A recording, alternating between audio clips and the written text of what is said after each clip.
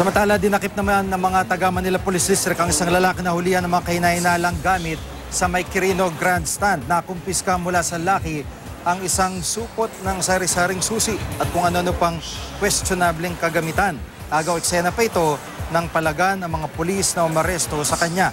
Ayon sa lalaki, wala siyang kasalanan, napulot lang daw niya ang naturang mga gamit. Dinala sa MPD Station 5 ang suspect. Sa namang kahinainalang luggage na natagpuan sa Plaza Santa Cruz na daraanan ng andas ng itim na pong Nazareno. Agad namang responde ang Explosive and Ordnance Division.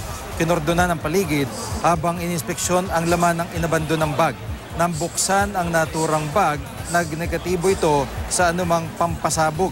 Naglalaman lang pala ito ng mga damit na may marka ng Pong Nazareno. Samantala, kaninang umaga, nadaganan sa pag-usad ng andas ang tatlong magpipinsang babaeng deboto.